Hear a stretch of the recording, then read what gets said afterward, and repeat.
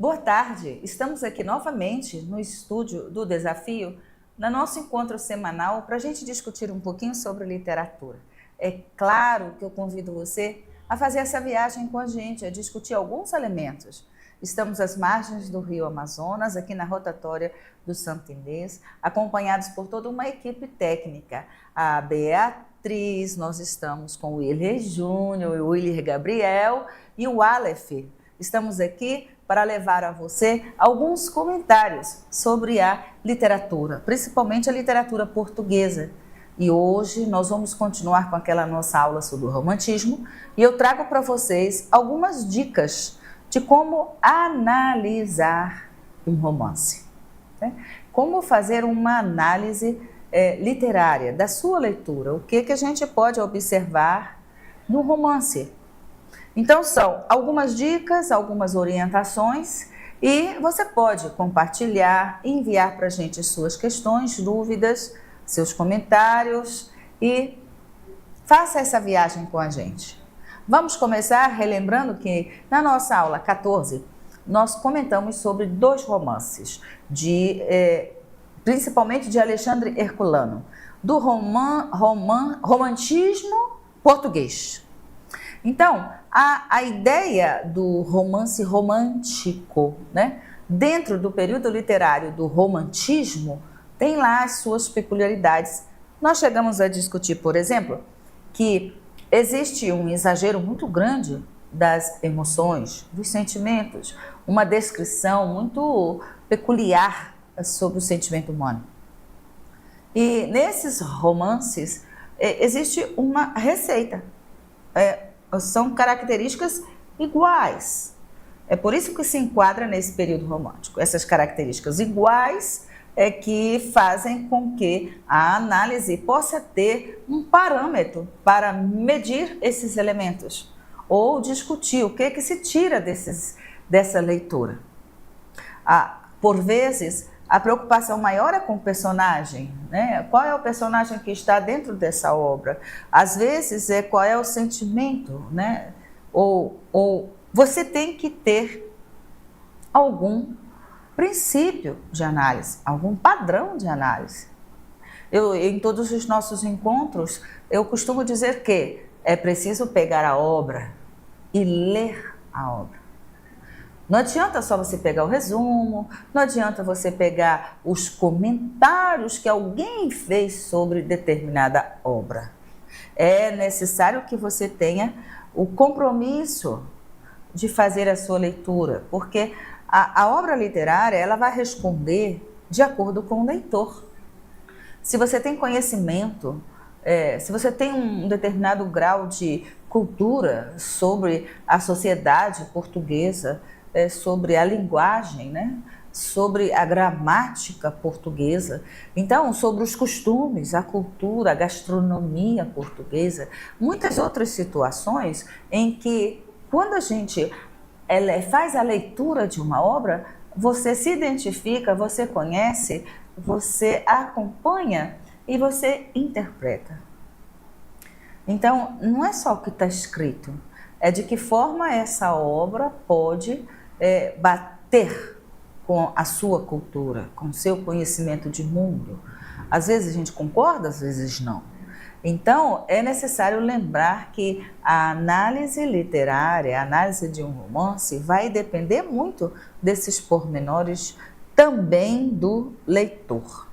Então, quando a gente continua, né, falando sobre o romantismo, Alexandre Herculano, nós vamos ter aí como característica base o que a gente está falando da receita, né? Existe uma receita, existe uma ideologia. A ideologia principal dos 4 últimos romances que nós passamos o resumo para vocês, né?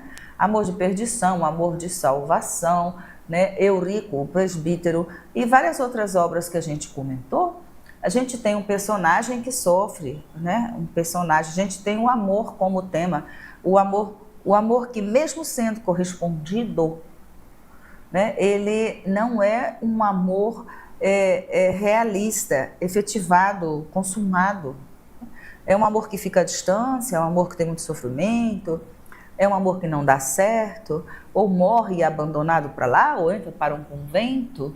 Então, um monte de situações que se repetem. Você poderia colocar dentro de uma cesta todos esses, né, essas características. Então, é por isso que eles pertencem ao mesmo movimento literário.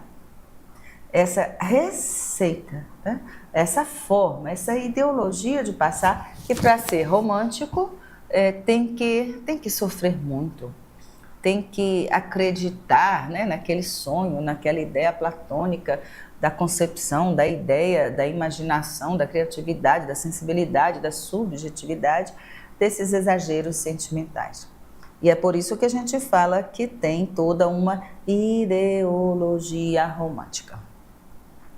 O primeiro ponto a observar numa análise, né, é qual é o primeiro passo que a gente tem que tomar. Quando você tem a obra, o livro, quando você tem lá, sei lá, vamos pegar que a gente pegue Dom Casmurro, de Machado de Assis. Então, o que você tem que analisar em princípio? A vida do autor, quem foi? O que ele fez? Ele formou em quê? A infância, ele passou aonde? Né? Como foi a infância deste autor? Na vida real, quem é ele? Então, isso influencia muito. Eu me recordo de ter assistido uma entrevista de Saramago, José de Saramago, escritor português, em que ele falava que ele foi um mecânico de roda de bicicleta, de pneu de bicicleta, um borracheiro em língua portuguesa no Brasil. Um borracheiro que trabalhava com concertos, pequenos concertos do pneu de uma bicicleta. E que ele não tinha a ideia de que ele um dia seria o ganhador de um prêmio Nobel de Literatura em língua portuguesa. E se você falar qual a formação do Saramago, por exemplo, o que ele estudou? Ele formou em teologia, filosofia, em letras. Então, é preciso saber a vida do autor, as características, né? A forma de pensar, a formação enquanto pessoa e a formação enquanto profissional, o que ele fez da vida, quais as experiências de trabalho, né? Casou, teve filhos, um monte de outras características que tem a ver, porque isso é o que você vai identificar de mais importante lá dentro, quando a gente fala desses elementos, formação, né? Nós também precisamos saber, como exemplo, vamos pegar Manuel Bandeira. Manuel Bandeira, por exemplo, escritor brasileiro, e a obra, se diz que ele, aos 9 anos de idade, foi diagnosticado com tuberculose. Então, aos 9 anos de idade, ele entrou num clima numa vida de tratamento e de busca de tratamento para curar sua doença. E uma das características que se fala de forma de ironia é que a poesia dele reflete isso. As idas ao médico, os cuidados de tomar banho de sol nas costas, o medo dos familiares de se contaminarem com a doença.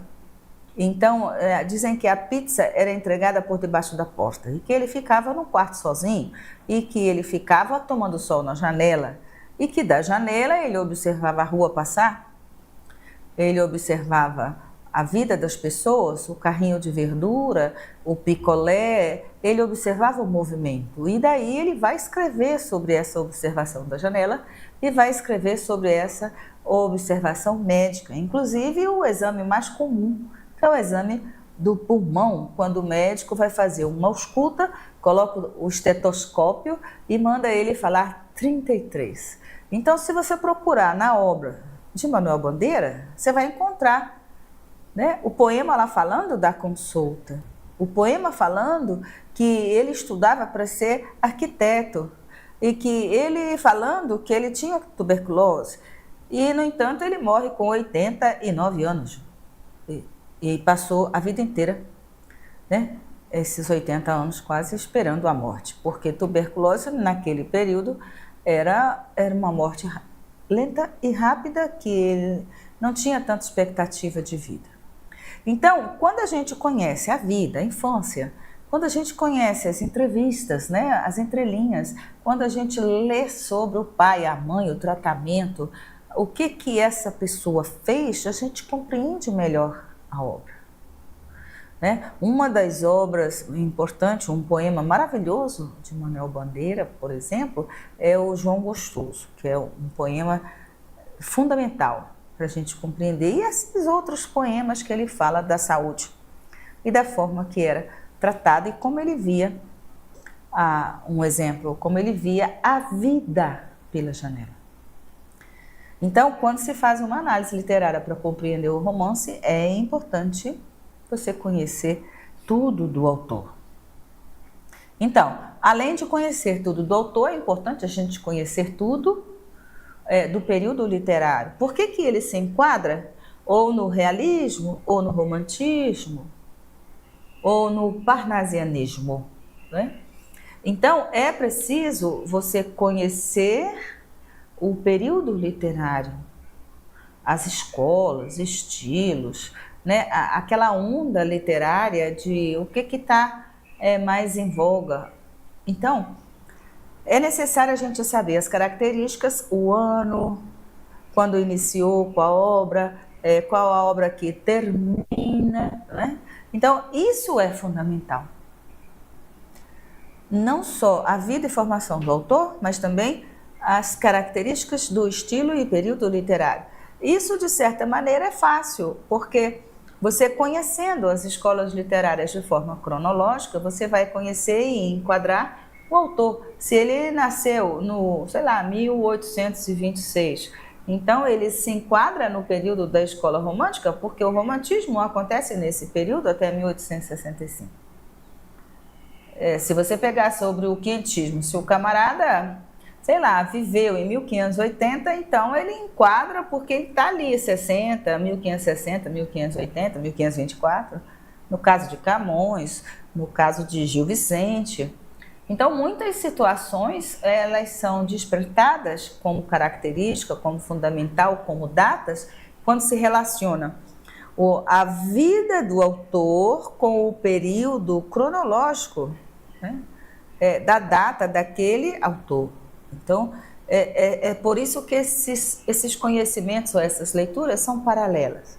Você faz o estudo sobre o autor e faz o estudo da escola literária a qual esse autor pertence. Então, são leituras e complementos literários extremamente importantes para se compreender a obra. Também nós temos sobre as características pessoais, o tipo de pessoa, duvidoso, incrédulo, agressivo, ele é mais calado, quais as características específicas, né? Se a gente pegar escritor da literatura brasileira, eu gosto muito de citar nessas características pessoais, por exemplo, a gente vai falar do Boca do Inferno, Gregório de Matos Guerra, por exemplo.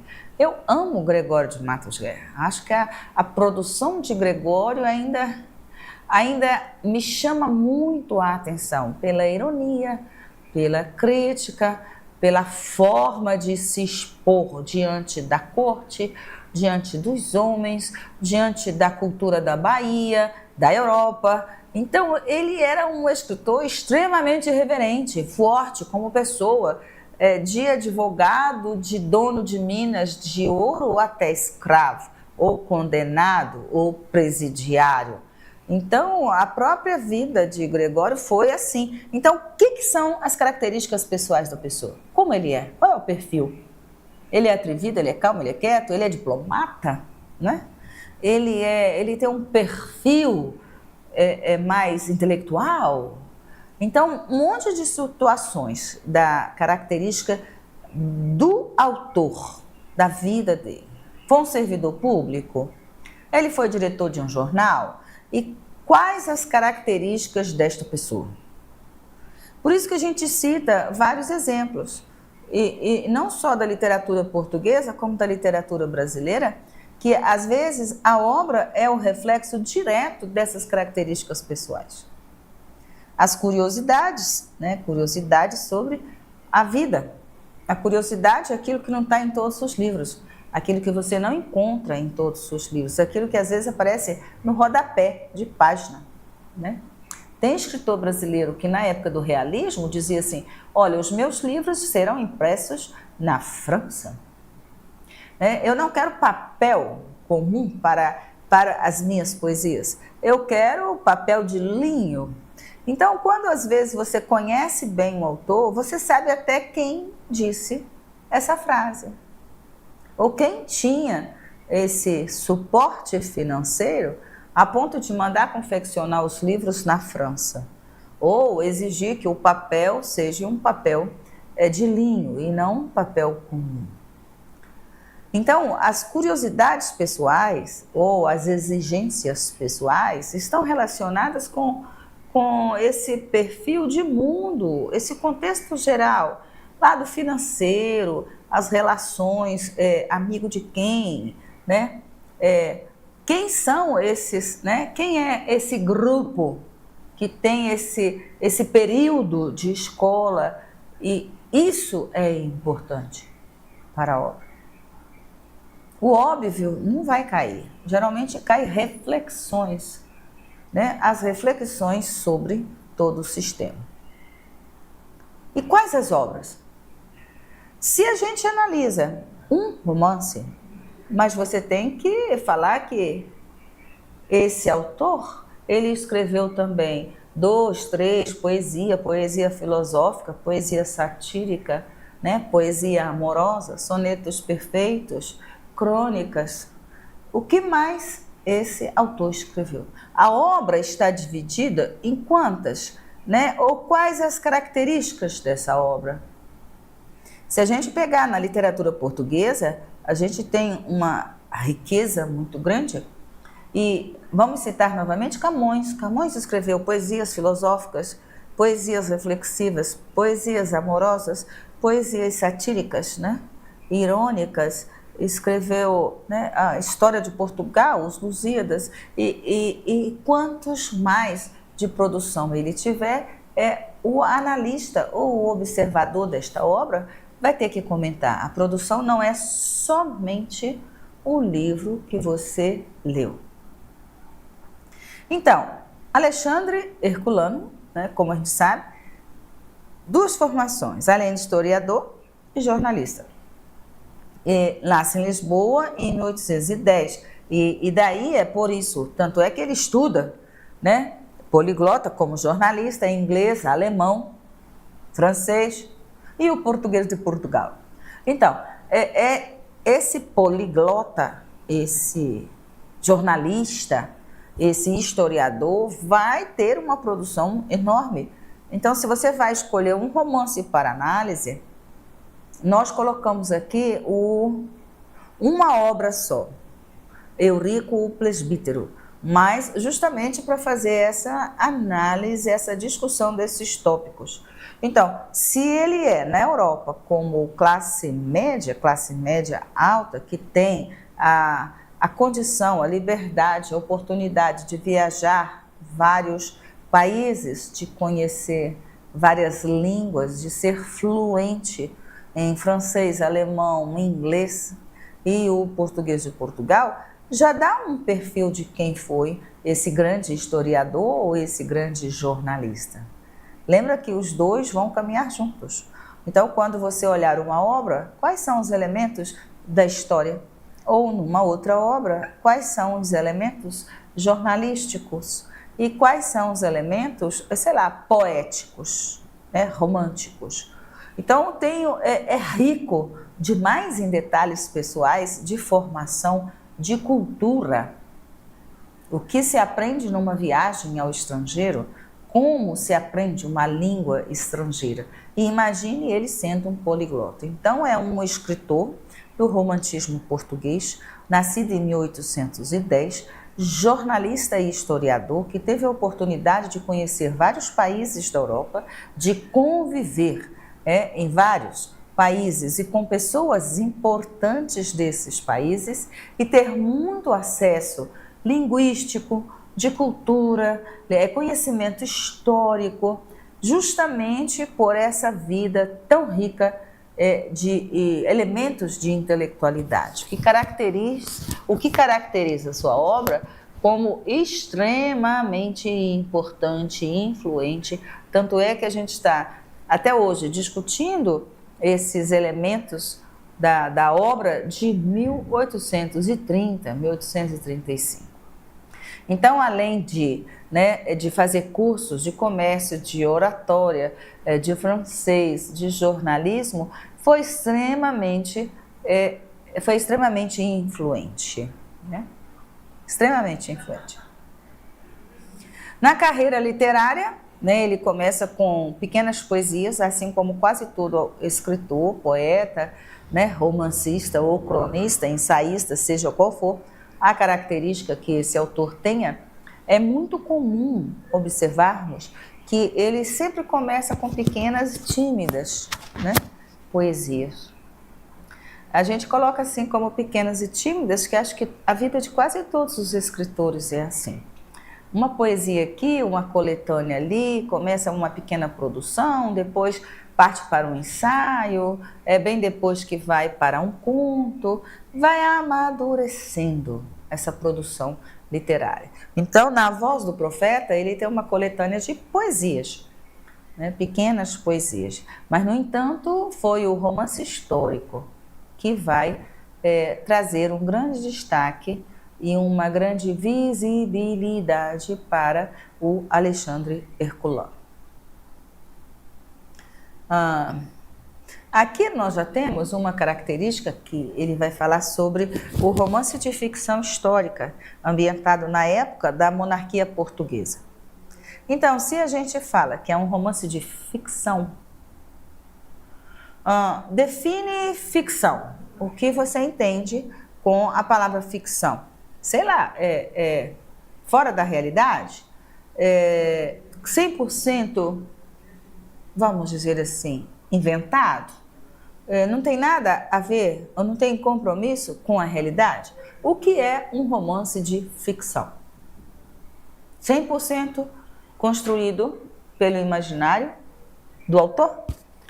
Então, se classifica como sendo ficção, subentende que é um descompromisso com a verdade. Então, se ele é um historiador e está falando e escrevendo sobre a monarquia portuguesa, o que é ficção e o que é verdade? O que é ficção e o que não é ficção? Tem alguns textos de críticos literários, e Ivete Wally é uma delas, que fala sobre um texto de ficção e um texto de não ficção, e ela coloca 2 textos no livro e pede para que você classifique, leia o que é um texto de ficção e o que é um texto de não ficção, e ela pega um texto de um jornal, das páginas policiais, e pega um outro texto de um autor famoso, e a gente vê a dificuldade que é dizer o que é esse texto é ficção e esse texto é não ficção. Aonde se misturam? Ou por que se misturam? Então, isso é um desafio grande, é uma dificuldade muito grande a gente julgar, classificar, se não tiver os elementos da obra. Os elementos da obra, além de ser data, autor, forma, vocabulário, capa, tem vários outros elementos, a linguagem, tem fatos que você pode comprovar pela história. Então, se você fala assim, mas isso aqui é verdade, então não é um texto de ficção, porque se existe a rua, se existe o bairro, se existe uma data, se tem um sobrenome de família, então se você identifica as personagens, um monte de elementos que se diz assim, então esse não é um romance de ficção ou é um romance de ficção. Agora há pouco a gente estava falando um pouquinho de Manuel Bandeira. Manuel Bandeira escreveu um poema chamado João Gostoso. João Gostoso era carregador na Feira Livre, morava num barraco sem número, no Morro da Babilônia. Então a gente fala assim, Numa noite parou no bar, 20 de novembro, bebeu, dançou, cantou. Depois atirou-se na lagoa Rodrigo de Freitas e morreu afogado. A Lagoa Rodrigo de Freitas existe. O bar 20 de novembro é por quê? Sei lá, você pode falar assim, qual era mesmo a cor do João Gostoso? João Gostoso era carregador de feira livre, morava num barraco sem número, no Morro da Babilônia. Aí fala assim, ele tinha identidade? Ele tinha, por exemplo, número da conta do fornecedor de energia, de água, CPF, a casa tinha um endereço, um CEP, ele tinha todos os seus documentos. Então, por aí a gente começa que ele não tinha nenhum sobrenome, era João Gostoso, carregador da Feira Livre. Quando a gente analisa, a gente vai por um mundo com base no texto. E lá está escrito 20 de novembro. O que se comemora no Brasil em 20 de novembro? Dia da Consciência Negra. Então, será que João Gostoso era negro? Né? Numa noite ele parou para beber, dançar, cantar, então ele fazia isso toda noite? Não, em uma noite. Então, quando vê um texto de ficção, você pode falar assim, ficção é aquele que não cabe na sua realidade. Você não acha elementos que justifiquem, mas você tem que analisar. Então, um romance de ficção histórico ambientado, né, na instalação da monarquia portuguesa. Eurico, o Presbítero, que é uma obra que a gente está analisando e vai analisar, de 1844, é um romance que explora o tema do celibato e a paixão amorosa. Para ser romântico, tem que ter o romance romântico, né? Então, historiador e suas obras, existem várias, 4 volumes da história e os romances, né, no caso literário. No mérito literário, né, nós temos aí que ele, assim junto com Almeida Garré, que vai caracterizar o romantismo português, lembrado como os principais escritores do século XIX em Portugal. Eurico, o Presbítero, né, num resumo, que eu já disse que o resumo ele não pode ser, né, ele não pode ser taxado, colocado dessa forma, mas é um romance histórico, né? Foi publicado em 1844, em plena escola romântica, em pleno romantismo em Portugal, principalmente, né, no século, como a gente colocou, no século VIII, durante a invasão dos mouros na Península Ibérica. Ele vai narrar justamente uma história de amor que não dá certo, assim como a gente falou que é uma receita de bolo.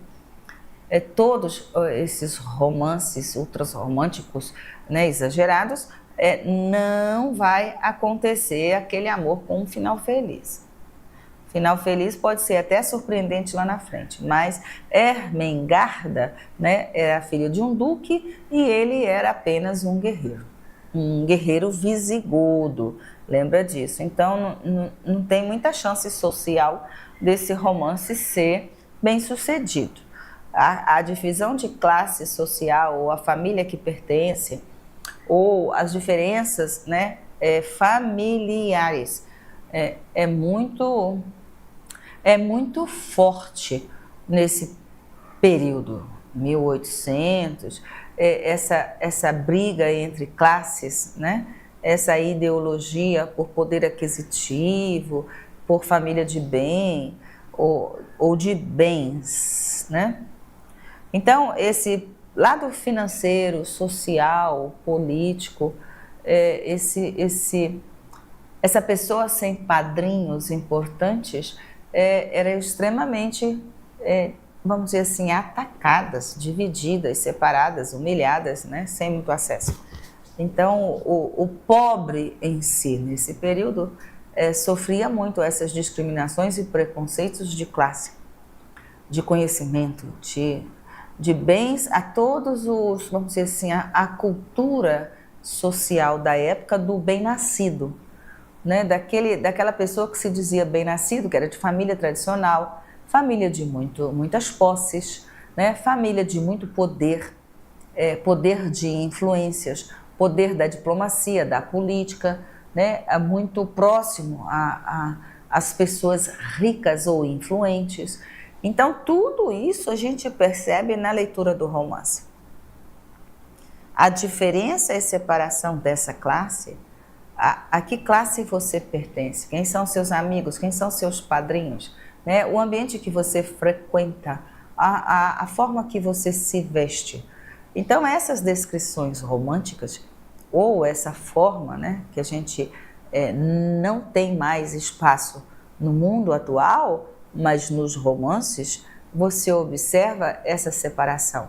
Principalmente o romance romântico de classe, de 1800, a questão do escravo, a questão do escravo liberto, do sexagenário, das primeiras leis, da divisão de terra e poder, da história dos mandantes ou dos generais, ou dos diplomatas, ou do príncipe, ou do rei.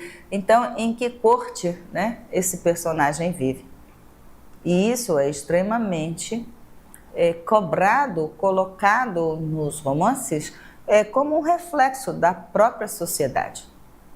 Então, quando a gente fala que a Ermengarda, que era a paixão do nosso Eurípides, do Eurico, não pode se realizar essa união, esse casamento, porque ela não tem, né? Ela não tem esse cabedal social, financeiro, político. Ela não pertence a essa alta sociedade, né? Ela não pertence ao mundo do dinheiro, dos influentes, de posses, de algum tipo de poder. Então, a pessoa simples que não pode ter uma ascensão social se casando com um homem, né? E o vice-versa. Na hipótese de leitura, um dos dois está acima, né? Então, se ele é pobre e ela é rica, não vai acontecer essa união. Se ele é rico e ela é pobre, né, de uma outra classe, também não acontece. Então, isso que está no romance é um reflexo da sociedade da época e desses ditames sociais da época. Então, quando a gente está fazendo a leitura ou análise de um romance, a gente tem que observar esses padrões. O padrão de beleza, o padrão de riqueza, o padrão familiar, né? Assim como outros temas que vão aparecer na análise literária. Em alguns casos, como era visto, o homem divorciado, ele podia ou não se casar novamente? Tem inúmeros romances escritos em que o homem divorciado, ele jamais vai ter direito a uma segunda chance de se casar. Aí a gente vai observando, quando se situa isso, 1860, 1920, 1940, como era visto a mulher divorciada. Então, quando a gente fala numa análise literária que a posição ou o perfil do personagem vai refletir os costumes, vai refletir o movimento social da sua época, a ideologia da sua época, a filosofia de vida, modos de viver, modos de ser enquanto família, enquanto cidadão. Então, um monte de hábitos e costumes que na visão de hoje já são abolidos. Não tem mais, não tem espaço, né? Não tem espaço mais para discriminação, preconceito, diferenças, né? Ou até mesmo para o amor, a idade, né? Então, vem aí um monte de elementos quando a gente fala que na análise literária você precisa estar atento que quando você vai fazendo a leitura, você vai construindo esse personagem. Você vai construindo esse perfil desses costumes e vai fazer essa viagem. Sei lá, até 1840, 1846, né, em Lisboa, como eram os costumes. Então, por isso, Eurico, ele é recusado. A família o humilha, expulsa, fica bem claro que ele não pode se casar com a sua amada. Então, não é somente a recusa. Para ele tomar a decisão de ir para uma igreja, sei lá, um convento, para ele mudar de áreas, para jurar que vai morrer virgem, celibatário, vai para uma igreja, vai trabalhar social, vai entrar numa clausura, seja qual for, mudou completamente o seu destino. Não é somente uma recusa de uma amada, nem é da amada, né? A recusa é da família, da sociedade de recebê-lo, ou de apoiar esse casamento, ou da aceitação, ou de validar a decisão dos dois de ficarem juntos. Então, é por isso que parece ser bem mais complexo, bem mais profundo essa recusa, né? Então, ele fica desiludido, ele de origem muito humilde, ele extremamente humilhado, rechaçado, né? Ele precisa aceitar, vamos dizer, essa derrota, esse afastamento, essa perda, né? E isso muda, né, o seu destino. Então ele torna-se um presbítero por uma grande desilusão amorosa, pelo motivo do amor e toda essa rejeição que a gente está falando que existe por trás. Comunidade, sociedade, familiares, religião e assim sucessivamente. E é claro que a pessoa mais sensível sente muito mais profundamente essas frustrações da vida. Então, ele continua a lutar, né, como um cavaleiro negro, isso quer dizer, usa uma máscara, encontra um objetivo, e justamente de lutar talvez contra esse sistema que o impede de ser feliz. Bem, ele vai reencontrar a sua amada, né, que vai estar prisioneira lá dos mouros, e confessam esse amor, sabe que o seu amor é impossível, né? E no final do romance parece dar a entender que ele tem a decisão de lutar até morrer. Lutar, que a gente fala, é na guerra mesmo, né? Lutar de uma forma suicida, quer dizer, não ter tanta segurança, não temer o inimigo, lutar com bravura, não ter medo de encarar a morte, não se acovardar, buscar outros valores de herói. Isso está na obra quando ele coloca lá as suas falas de que ele vai lutar como um cavaleiro negro, ele vai lutar na guerra dos mouros, não vai se acovardar. Aquele perfil de herói, né? Aquele que a gente já conhece. De ser fiel, de ser guerreiro, de ser perfeito, de ser honesto, correto, bom amigo, né? Então, essas características fazem parte desse romance romântico, né? Aí também nós vamos ter a ideia de que o amor sempre está proibido, né?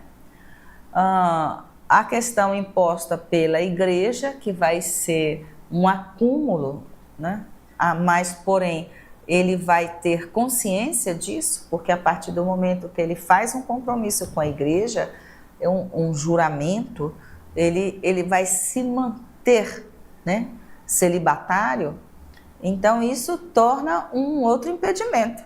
Ele mesmo constrói isso para ele, porque se eu não vou ter o seu amor, eu não quero o amor de mais ninguém. Então esse empecilho amoroso que surge depois é por opção dele, não foi imposto, né? Ele não decidiu. Eu me recordo das cartas portuguesas, né, da Soror Mariano, que ela também decide. Eu vou para um convento, não quero nunca mais me envolver com ninguém. Então essa ideia é o mesmo que acontece com Eurico. Eu vou ser um presbítero religioso, eu vou ser celibatário, eu vou dedicar minha energia, minha vida ao serviço da igreja, né, ao serviço solidário, né? Eu vou lutar contra os mouros, eu vou trabalhar para a igreja sem qualquer outra oportunidade de me envolver com alguém. Esse perfil de juramento de cavalheiro, né? Ele vai fazer esse mesmo compromisso, mas não é mais imposto. A partir do momento que ele faz o juramento, aí sim se diz que é uma restrição religiosa. Mas ele em si, no romance, ele se coloca, né, de livre e espontânea vontade a serviço da igreja e ele presta esses juramentos, essa decisão, né, de trabalhar pela igreja, de ser um presbítero, de oferecer sua vida, de continuar lutando, mas sem nenhuma possibilidade de se envolver com uma outra pessoa. Esses conflitos religiosos muito comuns nesse período, nessa fase, né, do romantismo, soa como a grande influência religiosa na sociedade. Não tanto quanto existia, mas ainda tem situações religiosas que impede ou que, por um dogma religioso, você não pode trabalhar, você não pode comer determinada carne, tipo de proteína, você não pode consumir esse tipo ou aquele de, sei lá, bebida alcoólica, você não pode fazer uma transfusão sanguínea. São dogmas religiosos, são dogmas que a igreja impõe e a pessoa aceita de livre e espontânea vontade, crença, fé, decisão. E aí é o que a gente fala que são chamados de, às vezes, conflitos religiosos ou imposição. Para você pertencer a uma determinada congregação, você tem que se vestir dessa forma, né? Você tem que falar dessa forma, você tem que acreditar nesse dogma. Sei lá, a ressurreição existe, você vai voltar daqui a, né? Você reencarna, como cada religião com o seu princípio, né? Com o seu dogma. E vai ter essas opções, o ouvinte ou a pessoa, ele não é obrigado, ele se entrega à religião. Assim Eurico, o presbítero, vai fazer. Ele se entrega a essa vida religiosa, a esse celibato religioso por livre e espontânea decisão, compromisso, e ele mantém até o fim esse compromisso. O perfil dele é desse compromisso até o fim. Aí tem, né, a narrativa, os valores, que você pode falar. Quem faz um pacto desse, quem consegue ter disciplina, quem consegue honrar até o final da sua vida esses compromissos, né, essa opinião, esse caminho reto, então é uma pessoa que tem valor, é uma pessoa que tem honra, é uma pessoa que tem palavra, é uma pessoa que tem um caminho no justo. E daí enquadra no perfil que a gente tem estudado desde lá o romantismo, a Constituição de Portugal, que são os princípios gregos, né, os princípios das civilizações mais antigas, de que para ser um herói, para ser uma figura de liderança, você é perfeito, você é honesto, você é correto, né, você respeita a família, você respeita a lealdade aos amigos, ao rei, aos princípios da fé, à religião. Então, esse princípio de honra e sacrifício, de se doar, né, de aceitar, de se manter fiel, essa disciplina não é tão fácil. Tanto é que passam os anos e Eurico vai se manter fiel a esses valores e fiel a esses princípios. O resumo da obra não vai lhe dar a amplitude desse caráter. Quando se faz uma leitura mais atenta, aí você vai observar quem é esse personagem, né? Quais são os valores? qual é o perfil emocional dessa pessoa? Porque para ter anos de dedicação, para ter tanta firmeza nas palavras, para ter um caráter tão bem constituído, é necessário ser uma pessoa de grande firmeza e disciplina. Então a palavra aí como guerreiro, soldado, muito disciplinado, muito dedicado, fiel, então um monte de outros valores, né, que vai formar essa pessoa. Então nós temos aí a fé, o sacrifício, o caráter, os valores, os princípios, e tudo isso é que vai mostrar quem é esse caráter, de quem é esse caráter, de que pessoa, essa firmeza a ponto de sacrificar todo e qualquer desejo pessoal, né? Se anular de tal forma e passar uma vida inteira de dedicação a outro. Então é daí que a gente tem esse perfil de herói romântico, né? Esse perfil do personagem linear, né? Um personagem que se mantém na linha, né? Ele vai se manter fiel, correto, né? Então, um personagem que não muda até a morte. Aí nós temos o complexo dedicado à sua vocação, né? Assombrado por um amor proibido, e vários outros romances românticos vão ter esse mesmo perfil. Mas o que eu estou tecendo como comentários de personagens, eu falo que esse é o primeiro. O primeiro personagem, o principal, o protagonista do romance é o Eurico, né? Extremamente complexo, né?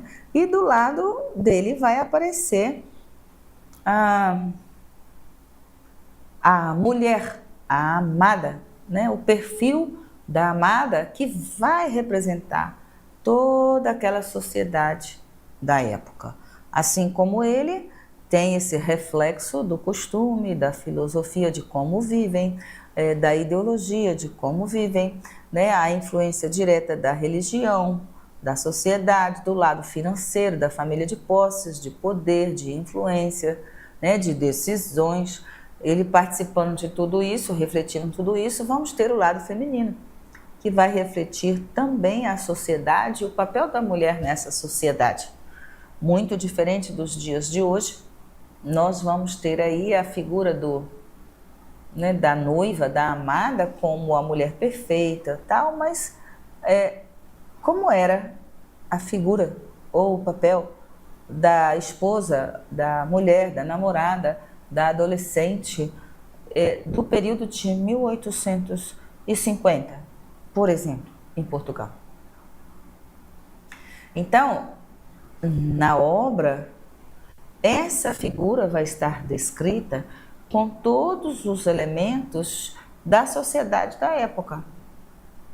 Obediência aos pais, obediência aos bons costumes, obediente à igreja, extremamente submissa, domesticada, submissiva, calada, quieta, educada, né, religiosa, muito prendada, né, da cozinha, da casa, do bordado, etc. e tal, com todas as habilidades possíveis de uma bela dama da época de 1850. E sendo de classe média, alta, né? Então se espera que fale o francês, se espera que toque piano, se espera que tenha conhecimento de obras de arte, que tenha experiências de muitas viagens, que tenha estudado nos melhores, né, colégios da Europa.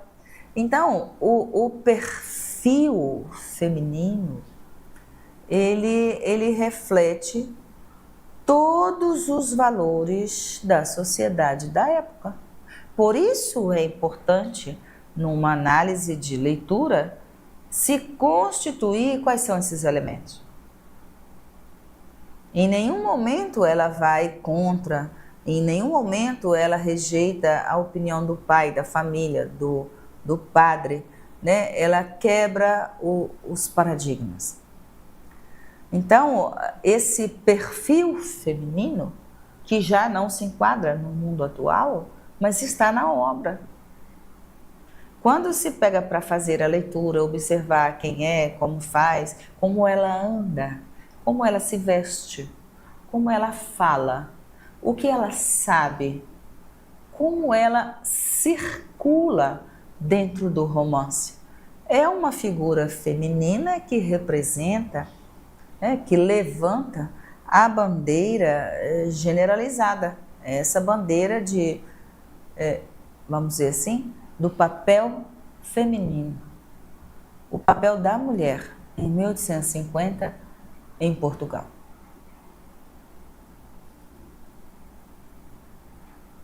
Vamos ver, dentro de um tipo de narrativa, qual é o tipo de romance, né? Que gênero que é?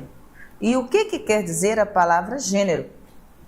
Porque gênero quer dizer, pode ser um épico, que a gente chegou a ver aí alguns fatos, né? Quando se fala de épico, alguns fatos interessantes, algumas obras interessantes, Helena de Troia, O Cavalo de Troia, né? A Odisseia lá de Ulisses. Nós temos aí várias obras que são chamados de épicos, né? Porque são fatos que estão relacionados à história do desenvolvimento de alguma sociedade. Então, não é ficção, se estrutura dentro de uma história narrativa. E esses elementos são comprovatórios. Então, o gênero épico, o gênero lírico, geralmente pertence à poesia, quando se fala mais do sentimento, do amor, etc. e tal. Nós temos o dramático, que geralmente é um gênero voltado para o teatro, o drama, né? Que a gente fala assim, o gênero dramático de encenação, né? Aquilo da cena, de encenar, de você se emocionar com o espetáculo e esse drama ser compreendido com uma característica, por exemplo, muito simples, que é o palco delimitado naquele espaço ali, naquele momento, naquele tempo, e você tem ali uma interpretação, um gênero dramático, vem do drama, né? Vem do drama.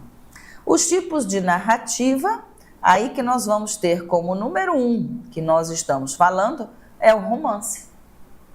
Geralmente o romance, ele tem uma estrutura mais longa, por isso que a gente estava falando e vamos continuar falando como exemplo do Eurico, o presbítero, né? Um romance romântico, ele é uma narrativa mais longa, geralmente tem mais páginas, o que difere de muitas outras formas de literatura. Então, envolve um número mais considerado de personagens, mais até do que em relação à novela ou ao conto. Então, um maior número de conflitos e um espaço um pouco mais, vamos dizer assim, dilatado. Não só dilatado. Vamos entender. Um romance, ele tem diversos conflitos. Sei lá, brigou com o vizinho e o vizinho brigou com o outro vizinho, já tem mais de um conflito.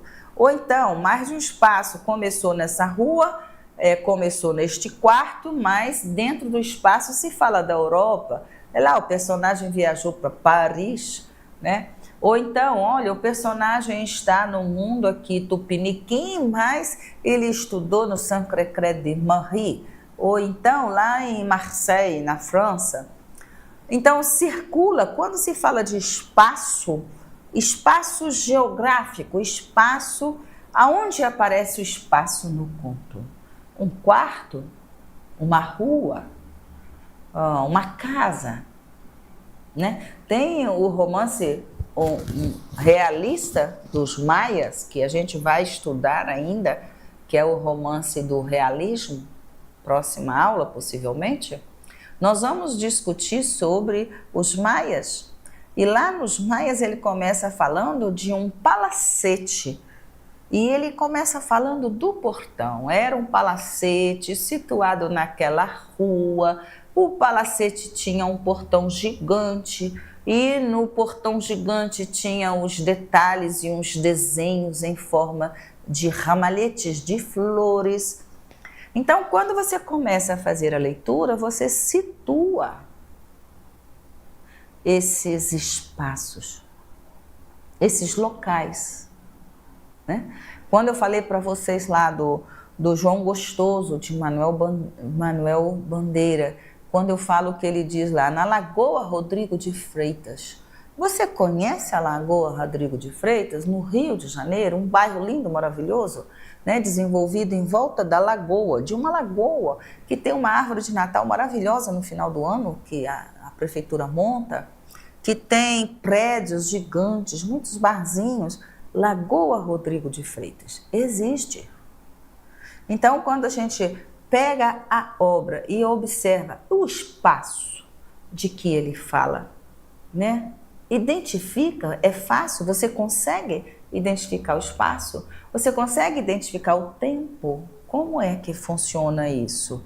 Então, dentro dos capítulos, na descrição, na forma que o romance aparece, você é capaz de fazer a sua análise e observar o espaço, o número de páginas. O capítulo 1 tem 20 páginas, o capítulo 2 tem 50 páginas.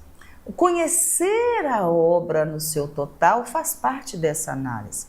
E daí é que durante essa leitura você vai tirando esses elementos de análise, porque quase sempre esses elementos de uma análise literária é o que faz a gente se perder.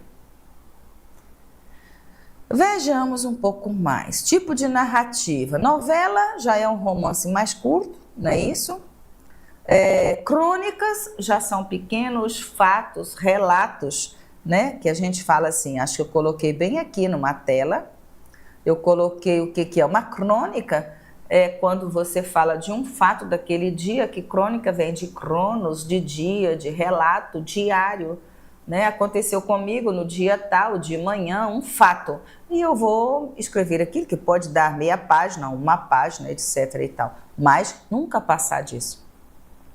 Já o conto, ele tem apenas um conflito, um pouco número de páginas, que também pode ter 2, 3 páginas, às vezes 10.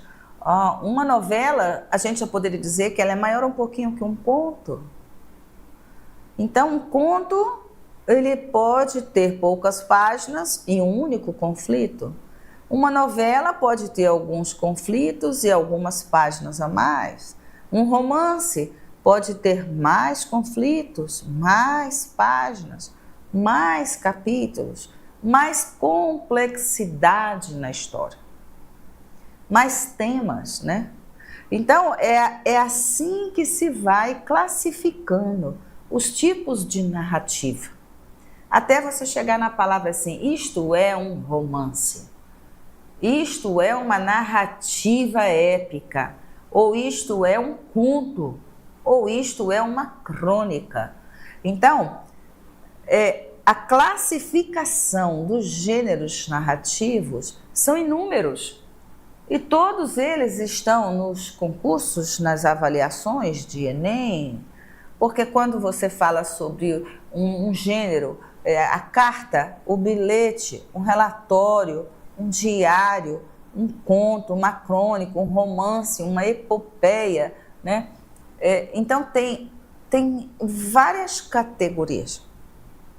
Para chegar a um romance, a gente diz que tem diferença de um conto pelo número de páginas, número de conflitos. Você tem até o número de personagens. Eu separei aqui um elemento para falar um tipo de conto, por exemplo. Eu circulei e separei um.